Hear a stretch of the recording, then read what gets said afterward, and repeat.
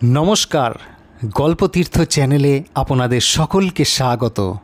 আশা করি আপনারা সকলেই ভালো আছেন।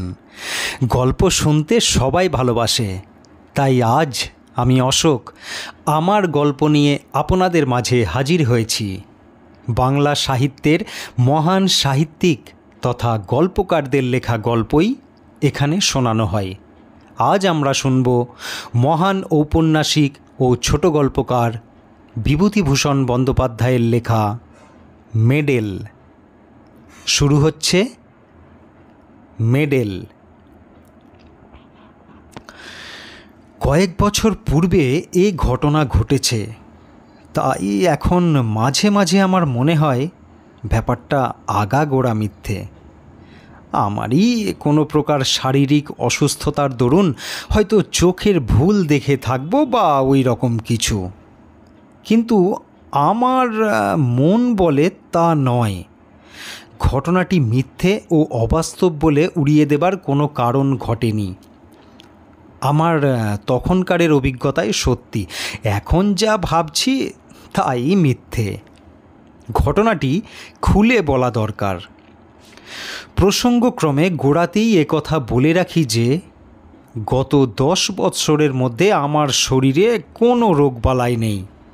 আমার মন বা মস্তিষ্ক সম্পূর্ণ সুস্থ আছে এবং যে সময়ের কথা বলছি এখন থেকে বছর 4 আগে সম্পূর্ণ সুস্থ ছিল। আমার স্কুলমাস্টারের জীবনে অত্যাশ্চর্য বা অবিশ্বাস্য ধরনের কখনো কিছু দেখিনি।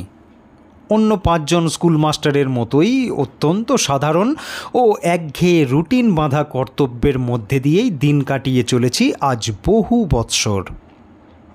সে বছর বর্ষাকালে গরমের ছুটির কিছু পরে একদিন ক্লাসে পড়াচ্ছি। এমন সময় একটি ছেলে আর একটি ছেলের সঙ্গে হাত কাড়াকাড়ি করে কি একটা কেড়ে বা ছিনিয়ে নেবার চেষ্টা করছে। আমার চোখে পড়ল। আমি ওদের দুজনকে অমনোযোগিতার জন্যে ধমক দিতে অন্য একটি ছেলে বলে উঠল, স্যার, কামিক্ষে সুধীরের মেডেল কেড়ে নিচ্ছে। কার মেডেল? কিসের মেডেল? সুধীর নামে ছেলেটি দাঁড়িয়ে উঠে বললে, আমার মেডেল স্যার। অন্য ছেলেটির দিকে চেয়ে বললুম, ওর মেডেল তুমি নিচ্ছিলে কামিক্ষে? কামিক্ষে ওরফে কামাক্ষাচরণ মৌলিক নামে ছেলেটি বললে, নিচ্ছিলাম না স্যার, দেখতে চাইছিলুম, তা ও দেবে না। ওর মেডেল ও যদি না দেয় তোমার কেড়ে নেবার কী অধিকার আছে? বসো, ওরকম আর করবে না। কথা শেষ করে সুধীরের দিকে চেয়ে ক্লাসের ছেলেদের পরস্পরের মধ্যে ভ্রাতৃভাব ও সখ্য থাকার ঔচিত্য সম্বন্ধে নাতি দীর্ঘ একটি বক্তৃতা দেবার পরে ঈষৎ কৌতূহলের সঙ্গে জিজ্ঞেস করলুম, কই, কি মেডেল দেখি? কোথায় পেলে মেডেল? ভেবেছিলুম আজকাল কলকাতার পাড়ায় পাড়ায় যেসব ব্যাডমিন্টন খেলা, সাঁতারের বা দৌড়ের প্রতিযোগিতা প্রভৃতি অনুষ্ঠিত হয়ে থাকে তারই কোনো কিছুতে সুধীর হয়তো 4র্থ স্থান বা ওই ধরনের সাফল্য লাভ করে ছোট্ট এতটুকু একটা আধুলির মতো মেডেল পেয়ে থাকবে এবং সম্পূর্ণ স্বাভাবিক যে সেটা ক্লাসে এনে 5 জনকে গর্ব ভরে দেখাতে চাইবে। এমনকি এই ছুতো অবলম্বন করে ক্লাস শুদ্ধ হেডমাস্টারের কাছে দলবদ্ধ হয়ে গিয়ে একবেলার জন্যে ছুটিও চাইতে পারে। সুতরাং মেডেলটা যখন আমার হাতে এসে পৌঁছলো তখন সেটাকে তাচ্ছিল্যের সঙ্গেই হাত পেতে নিলাম, কিন্তু মেডেলটার দিকে একবার চেয়ে দেখেই চেয়ারে সোজা হয়ে বসলুম। না, এ তো পাড়ার ব্যাডমিন্টন ক্লাবের বাজে মেডেল নয়। মেডেলটা পুরনো, বড় ও ভারী চমৎকার গড়ন। কি জিনিস দেখি? মেডেলের গায়ে কি লেখা রয়েছে? আধো অন্ধকার ক্লাসরুমে ভালো পড়তে পারলুম না। ওপিঠ উল্টে দেখি মহারানী ভিক্টোরিয়ার অল্প বয়সের মূর্তি খোদাই করা। পকেটে চশমা নেই, মনে হলো অফিস ঘরের টেবিলে ফেলে এসেছি। ইতিমধ্যে অনেকগুলি ছেলে ভিড় করেছে আমার চেয়ারের চারপাশে মেডেল দেখবার জন্যে।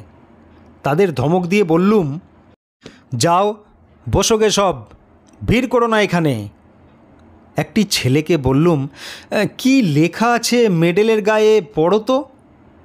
ক্লাস 4-এর ছেলে অতি কষ্টে ধীরে ধীরে পড়লে, ক্রাইমিয়া, সিভাস্টোপোল, ভিক্টোরিয়া, রেজিনা। ও পিঠে sergeant S B. Perkins, 6th Dragoon Guards, 1854 সাল। দস্তুর মতো অবাক হয়ে গেলুম। ক্রাইমিয়ার যুদ্ধের সময় সিভাস্টোপোলের রণক্ষেত্রে কোনো সাহসের কাজ করবার জন্যে এই মেডেল দেওয়া হয়েছিল ইংল্যান্ডের সামরিক দপ্তর থেকে ড্রাগন গার্ডস সৈন্যদলের সার্জেন্ট পারকিন্সকে। এ তো সাধারণ জিনিস মোটেই নয়। Crimea, Sevastopol, charge of the light brigade. কিন্তু কলকাতার নীলমণি দাস লেনের সুধীর সাহার কাছে সে মেডেল কোথার থেকে আসে? এদিকে এসো, এ মেডেল কোথায় পেয়েছো? ওটা আমার স্যার। তোমার তো বুঝলুম, পেলে কোথায়? আমার দাদু দিয়েছেন স্যার। তোমার দাদু কোথায় পেয়েছিলেন জানো? হ্যাঁ স্যার জানি, আমার দাদুর বাবার কাছে এক সাহেব জমা রেখে গিয়েছিল। কিভাবে? আমাদের মদের দোকান ছিল কি না স্যার, মদ খেয়ে টাকা কম পড়লে ওটা বাঁধা রেখে গিয়েছিল, আর নিয়ে যায়নি, দাদুর মুখে শুনেছি। হিসাব করে দেখলুম 86 বছর উত্তীর্ণ হয়ে গিয়েছে সেই বছরটি থেকে, যে বছরে সার্জেন্ট পারকিন্স এ মেডেল পায়। তখন তার বয়স যদি 20 বছরও হয়ে থাকে, এখন তার বয়স হওয়া উচিত 106। সুতরাং সে মোড়ে ভূত হয়ে গেছে কোন কালে। সেদিন ছিল শনিবার। সকাল সকাল স্কুল ছুটি হবে এবং অনেক দিন পরে সেদিন দেশে যাব পূর্বেই ঠিক করে রেখেছিলুম। আমার এক গ্রাম সম্পর্কে জ্যাঠামশাই ইতিহাস নিয়ে নাড়াচাড়া করেন, বেশ পড়াশুনো আছে, গ্রামেই থাকেন। ভাবলুম তাকে মেডেলটা দেখালে খুশি হবেন খুব। সুধীরের কাছ থেকে মেডেলটা চেয়ে নিলুম। সোমবারে ফেরত দেব বললুম। স্কুলের ছুটির পরে বাসার থেকে সুটকেস নিয়ে শিয়ালদা স্টেশনে এসে 2:30-এর গাড়ি ধরলুম। দেশের স্টেশনে যখন নামলুম তখন বেলা 5:30। 2 মাইল রাস্তা হেঁটে বাড়ি পৌঁছুতে প্রায় সন্ধ্যা হয়ে গেল। সন্ধ্যার আগেই হয়তো পৌঁছুতে পারা যেত, কিন্তু আমি খুব জোরে হাঁটিনি। ভাদ্র মাসের শেষ, অথচ বৃষ্টি তত বেশি না হওয়ায় পথঘাট বেশ শুকনো খটখটে। পথের ধারের বর্ষা শ্যামল গাছপালা চোখে বড় ভালো লাগছিল। অনেক দিন কলকাতা বাসের পরে, তাই জোরে পা না চালিয়ে আস্তে আস্তে হেঁটে আসছিলাম। এখানে প্রথমেই বলি, আমার বাড়িতে কেউ থাকে না। পাশের বাড়ির এক বৃদ্ধা আমি গেলে রান্না করে নিয়ে আসতেন বরাবর। আমার এক বাল্যবন্ধু বৃন্দাবন অনেক বছর ধরে বিদেশে থাকে। পিসিমার মুখে শুনলুম আজ দিন 15 হলো বৃন্দাবন বাড়ি এসেছে। শুনে বড় আনন্দ হলো। সন্ধ্যার পরেই ওর সঙ্গে দেখা করব ঠিক করে চা খেয়ে নদীর ধারে বেড়াতে বার হলুম। যাবার সময় সুটকেসটা খুলে মেডেলটা পকেটে নিলুম, বৃন্দাবনকেও দেখাবো। নদীর ধারে গিয়ে দেখি বর্ষার দরুন নদীর জল ভয়ানক বেড়েছে। নদীর জল কুল ছাপিয়ে দুধারের মাঠে পড়েছে। অনেকক্ষণ বসে রইলুম। সন্ধ্যার অন্ধকার নামল একটু একটু। বাদুড়ের দল বাসায় ফিরছে। কেউ কোনো দিকে নেই। এক জায়গায় বর্ষার তোড়ে নদীর পাড় ভেঙে গিয়েছে। অনেকটা উঁচু পাড়, নিচে খরস্রোতা বর্ষার নদী। জায়গাটা দিয়ে যেতে যেতে একবার কীরকম ভেঙেছে দেখবার ইচ্ছা হলো। পাড়ের ধারে দাঁড়িয়ে নিচু জলের আবর্ত দেখছি। পাড়টা সেখানে অনেকখানি উঁচু, জল অনেক নিচে। হঠাৎ আমার মনে একটা অদ্ভুত ইচ্ছা জেগে উঠল। আমার লাফ দিয়ে পাড় থেকে জলে ঝাঁপিয়ে পড়তে ইচ্ছা করল। দাঁড়িয়ে থাকতে থাকতে ইচ্ছাটা যেন ক্রমে বেড়ে উঠল। লাফাই, লাফ। অথচ বর্ষার খরস্রোতা নদী কুটো ফেললে দুখানা হয়ে যায়। আমি সাঁতার জানি না, গভীর জল পাড়ের নিচেই। ইচ্ছাটা কিছুতেই যেন সামলাতে পারছি নে। এমনকি আমার মনে হলো আর কিছুক্ষণ থাকলে আমাকে লাফ দিতেই হবে, নইলে আমার জীবনের সব সুখ চলে যাবে। তাড়াতাড়ি নদীর পাড় থেকে একরকম জোর করেই চলে এলুম, কারণ যেন মনে হচ্ছিল এরপর আমার আর যাওয়ার ক্ষমতা থাকবে না। পা দুটো যেন ক্রমশ শীষের মতো ভারী হয়ে উঠছে। এরপর ওই বিপজ্জনক নদীর পাড় থেকে পা দুটোকে নাড়াবার ক্ষমতা চলে যাবে আমার। নদীর ধার থেকে বৃন্দাবনের বাড়ি আসবার পথে ওসব ইচ্ছে আর কিছু নেই। আমি নিজের মনোভাবে নিজেই আশ্চর্য হয়ে গেলুম। কি অদ্ভুত! এরকম হওয়ার মানে কি? ট্রেনে বসে অতিমাত্রায় ধূমপান করেছিলুম মনে পড়ল। এই ভাদ্র মাসের গরমে অত ধূমপান করা ঠিক হয়নি। তার ওপর বাড়ি এসে 2-3 পেয়ালা চা খেয়েছি। এসবই ওরকমটা হয়ে থাকবে, নিশ্চয়ই তাই। বৃন্দাবনের বাড়ি গেলুম। বৃন্দাবনকে অনেক দিন পর দেখে সত্যিই আনন্দ হলো। দুজনে অনেক রাত পর্যন্ত বসে অনেক গল্প করলুম। অনেক বছর ধরে জমানো অনেক সুখ দুঃখের কাহিনী। বড় গরম আজ, কোথাও এতটুকু বাতাস নেই। ভাদ্র মাসের গুমোট গরম। বৃন্দাবন বললে, চল ভাই, ছাদে গিয়ে বসে গল্প করি, তবুও একটু হাওয়া পাওয়া যাবে। তুই আমাদের এখানে খেয়ে যাবি, মা বলে দিয়েছেন। তোদের বাড়িতেও খবর দেওয়া হয়েছে। দুজনে ছাদে উঠলুম। বাড়িটা দোতলা, ছাদের ওপর একখানা মাত্র ঘর আছে। আমি জানতুম বৃন্দাবনের কাকা ওই ঘরটায় থাকেন। দোতলায় ছাদে উঠে দেখলুম বাড়ির পেছন দিকটায় বাঁশের ভারী বাঁধা। বললুম, বাড়িতে রাজমিস্ত্রি খাটছে বুঝি বৃন্দাবন? হ্যাঁ ভাই, কাকার ঘরটা মেরামত হবে। উত্তর দিকের দেওয়ালটার গা থেকে নোনা ধরা ইটগুলো বার করা হচ্ছে। বৃন্দাবন দোতলার ঘরটার মধ্যে ঢুকল। আমার কিন্তু মনে কেমন একটা অস্থির ভাব। খানিকক্ষণ ঘরের মধ্যে গল্প করে আমি একটু জল খেতে চাইলুম। বৃন্দাবন জল আনতে নিচে নেমে গেল। আমি ছাদে পায়চারি করতে লাগলুম। ছাদে কেউ নেই, অন্ধকার ছাদটা।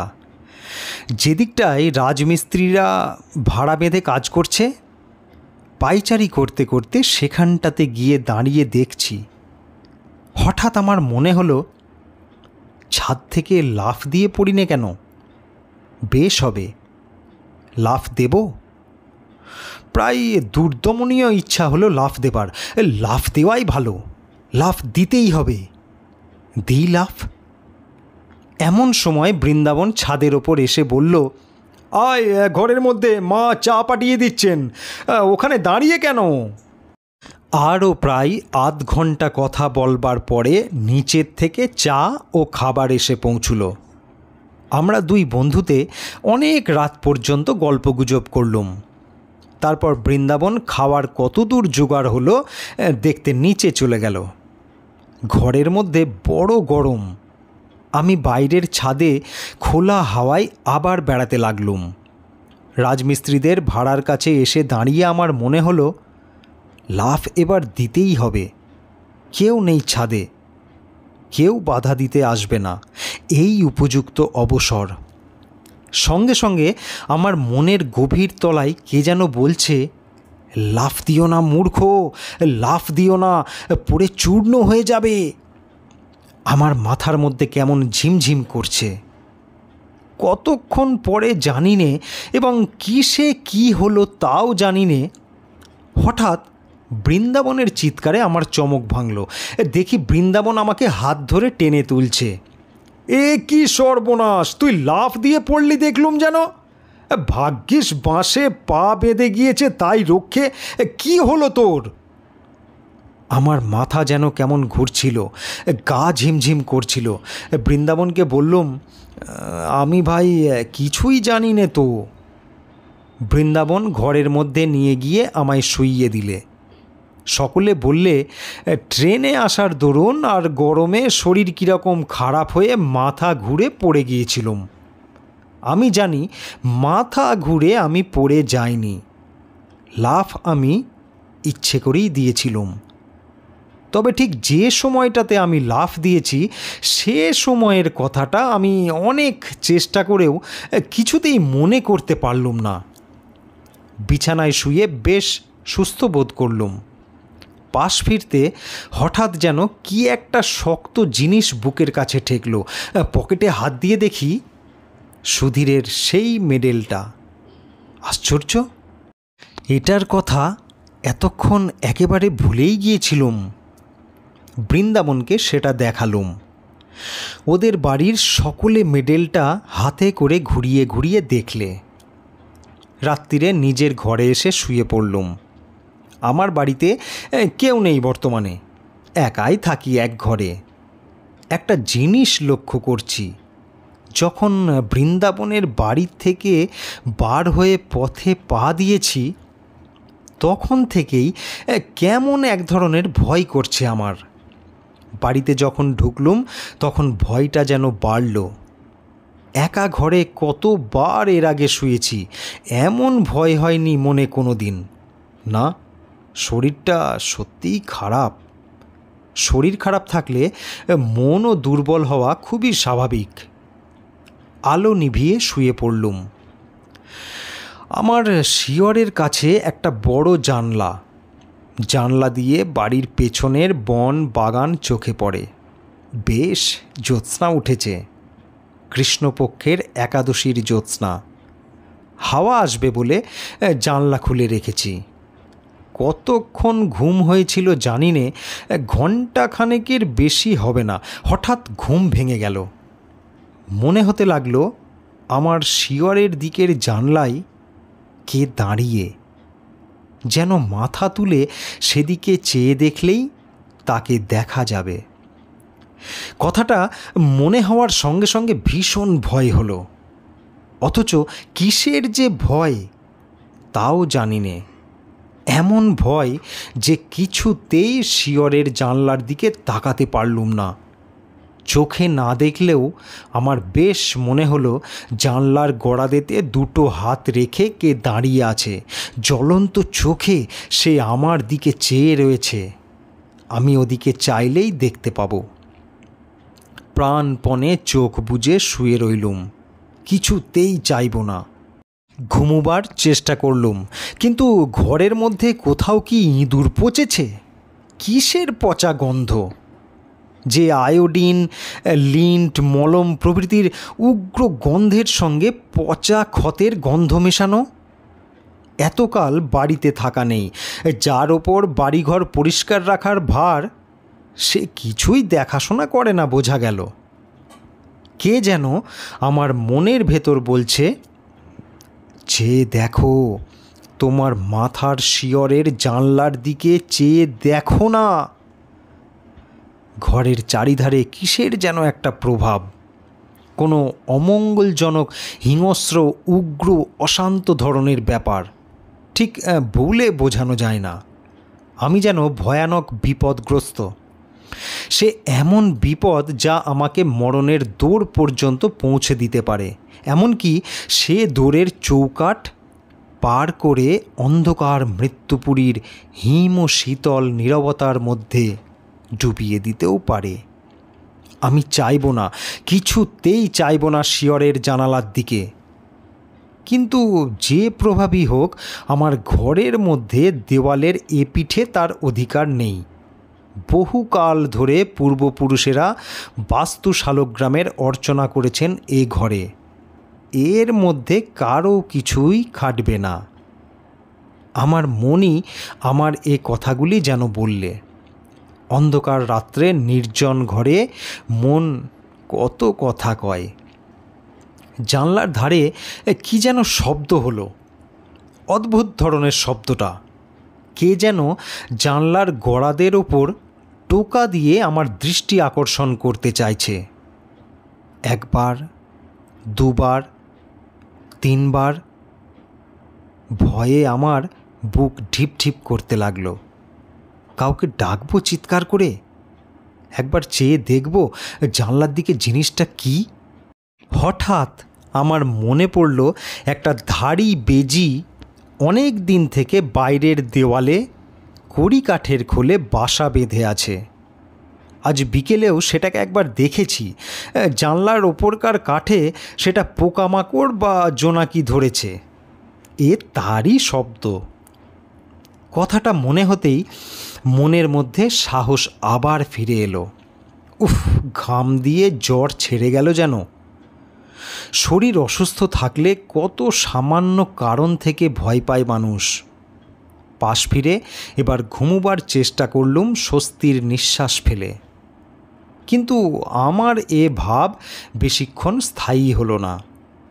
এ ধারণা আমার মন থেকে কিছুতেই গেল না যে আজ রাত্রে আমি একা নই, আরও কে এখানেই আছে। নিদ্রাহীন চোখে সে আমার ওপর খড় দৃষ্টি দিয়ে পাহারা রেখেছে।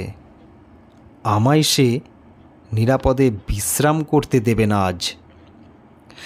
বারবার ঘুম আসে, আবার তন্দ্রা ছুটে যায়। অমনি জেগে উঠি, কিন্তু চোখ চাইতে বা বিছানার উপর উঠে বসতে সাহস পায় না। আর সেই শব্দটা মাঝে মাঝে জানলার গড়াদের উপর হতে শুনি। খুব মৃদু করাঘাতের শব্দ, যেন শব্দটা বলছে, চেয়ে দেখো, পেছন ফিরে জানলার দিকে চেয়ে দেখো। ঘামে দেখি বিছানা ভেসে গিয়েছে। ভাদ্রের গুমোট গরম কিনা। দিনের আলো ফুটলে লোকজনের শব্দ কানে যেতে রাত্রের ভয়টা মন থেকে কোথায় গেল মিলিয়ে। নিশ্চিন্ত মনে বেলা 9টা পর্যন্ত ঘুম দিলুম। তারপর উঠে চা খেয়ে পাড়ায় বেড়াতে বার হওয়া গেল। এই সময় একটা ঘটনা ঘটল। তখন আমি আর বিশেষ কোনো মূল্য দিইনি, কিন্তু পরে সব কথা মনে মনে আলোচনা করে দেখে সেটা ভারী আশ্চর্য বলে মনে হয়েছিল। ও পাড়ার পথে আমার সেই জ্যাঠামশাইয়ের সঙ্গে দেখা। তাকে দেখাবার জন্যে আমি মেডেলটা কাল রাত্রে সঙ্গে নিয়েই বেরিয়েছিলাম, কিন্তু বৃন্দাবনদের বাড়িতে নিমন্ত্রণের জন্যে তার সঙ্গে দেখা করতে পারিনি। আমায় দেখে তিনি বললেন, এই যে সুরেন, ভালো আছো? কাল তুমি এসেছো দেখলুম, তখন অনেক রাত, তাই আর ডাকলুম না। বোধহয় বৃন্দাবনের বাড়ি থেকে ফিরছিলে। আমি তখন ছাদে পায়চারি করছি। যে গরম গিয়েছে বাবা কাল রাত্রিরে। তোমার সঙ্গে লোক রয়েছে দেখে আরও ডাকলুম না। ও লোকটি কে? খুব লম্বা বটে, যেন শিখ কি পাঞ্জাবির মতো লম্বা। তোমার বন্ধু বুঝি? বাঙালির মধ্যে এমন চেহারা, বেশ বেশ। আমি অবাক হয়ে জ্যাঠামশাইয়ের মুখের দিকে চেয়ে বললুম, আমার সঙ্গে লম্বা লোক কাল রাত্রিরে? সে কি জ্যাঠামশাই? জ্যাঠামশাই আমার চেয়েও অবাক হয়ে বললেন, তোমার সঙ্গে লোক ছিল না বলছো?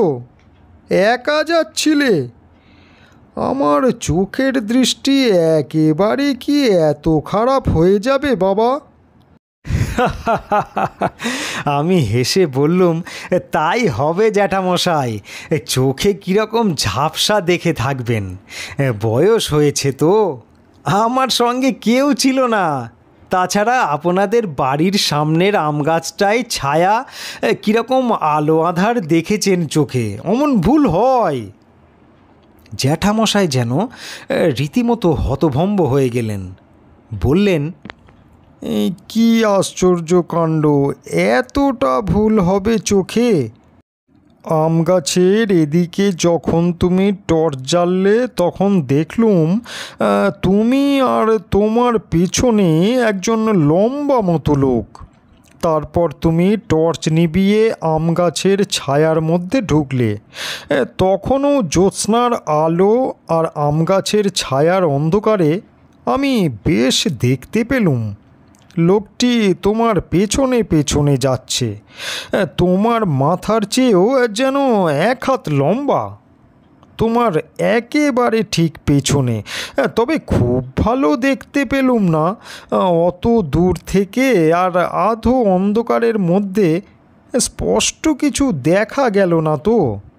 এমনকি একবার এ পর্যন্ত মনে হলো তোমায় ডেকে জিজ্ঞাসা করি তোমার বন্ধুটি কে। একেবারে এত ভুল হবে চোখের? জ্যাঠামশাইকে পুনরায় বুঝিয়ে বললুম, আমার সঙ্গে কাল কেউ ছিল না, আমি একাই ছিলাম। সুতরাং তাঁর দৃষ্টিশক্তির গোলমাল ছাড়া এ ব্যাপারের অন্য কোনো সিদ্ধান্ত করা চলে না। সারা দিন বৃন্দাবনের সঙ্গে আড্ডা দিয়ে কাটানো গেল।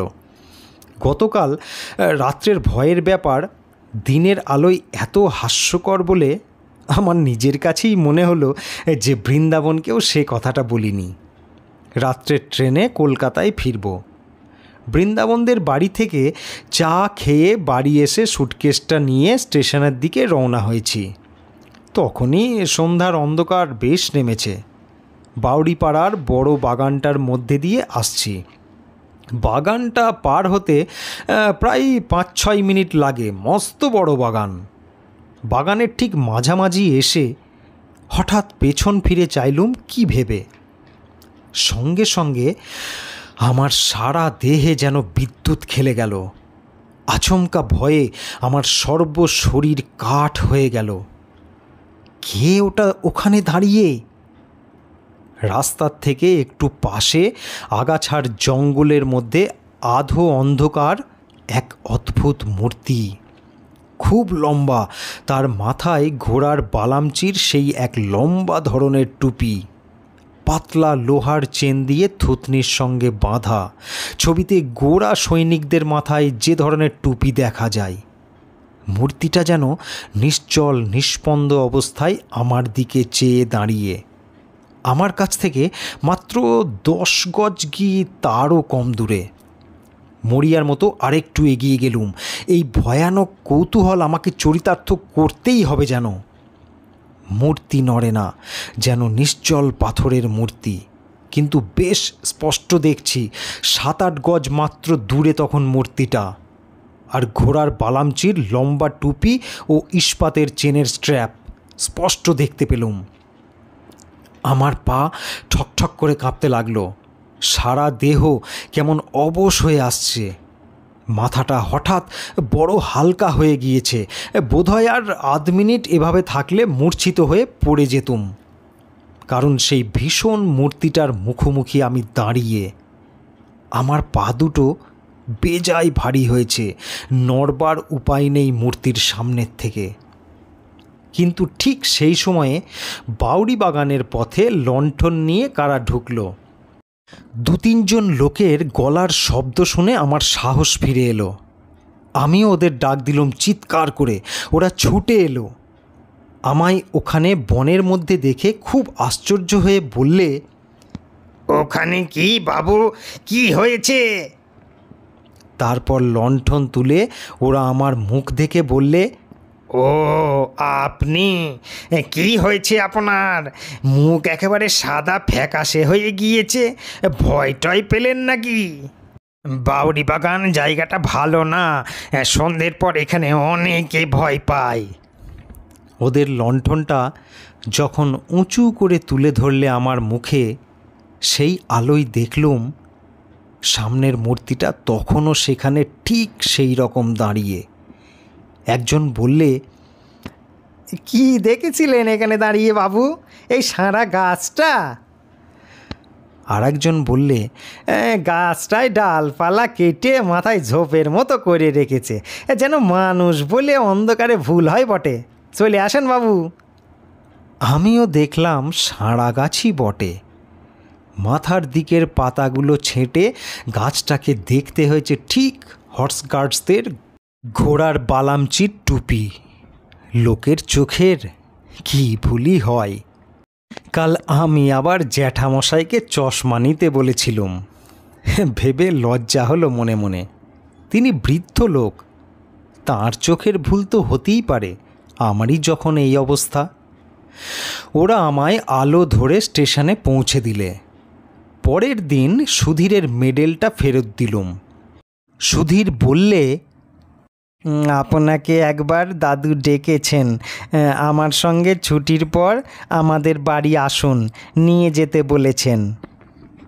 সুধীরের দাদু বললেন, যাক, আমার বড় ভয় হয়েছিল মাস্টার বাবু। সুধীরের কাছ থেকে মেডেলটা নিয়ে গিয়েছেন দেশে, শুনলুম কি না? আপনার দেশের ঠিকানা জানতুম না, তাহলে একটা তার করে দিতুম। ও মেডেলটা আমার বাবাকে একজন গোরা সৈন্য দিয়ে যায়, আমি তখন জন্মাইনি। বাঁধা দিয়েছিল, আর উদ্ধার করতে পারিনি। বেজায় মাতাল আর গোয়ার ছিল লোকটা। ও মেডেলের বিপদ হচ্ছে আমাদের বংশের লোক ছাড়া অন্য কেউ নিলে তার বড় বিপদ ঘটে।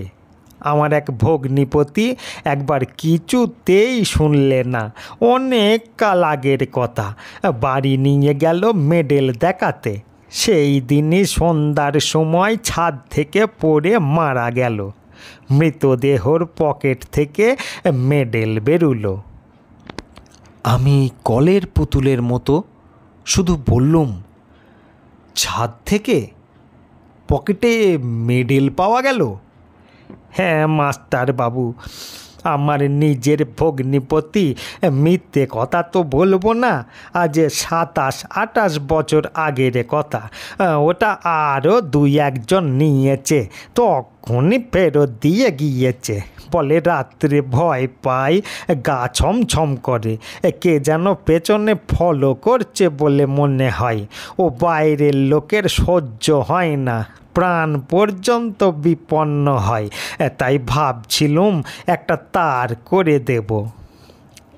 একটা কথা বলা দরকার। মাসখানেক পরে আমি আবার দেশে যাই। বাউরি বাগানে ঢুকে যেখানে সে রাত্রে ভয় পেয়েছিলুম, সেদিকে চেয়ে দেখে সে সারা গাছটা কোথাও আমার চোখে পড়ল না। যে আম গাছটার ধারে সারা গাছটা দেখেছিলাম, সেখানে দিনমানে বেশ ভালো করে দেখেছি, কোথাও সে সারা গাছ নেই, বা গাছ কেটে দিলে যে গুঁড়িটা থাকবে তারও কোনো চিহ্ন নেই। কোশমিনকালে সেখানে একটা বড় সারা গাছ ছিল বলে মনেও হয় না জায়গাটা দেখে। শুনছিলেন গল্প মেডেল। গল্পটি যদি আপনাদের ভালো লেগে থাকে, চ্যানেলটিকে অবশ্যই সাবস্ক্রাইব করে নেবেন, আর লাইক ও শেয়ার করতে ভুলবেন না। আর আজকের গল্পটি আপনাদের কেমন লাগলো কমেন্টে অবশ্যই জানাবেন। ধন্যবাদ।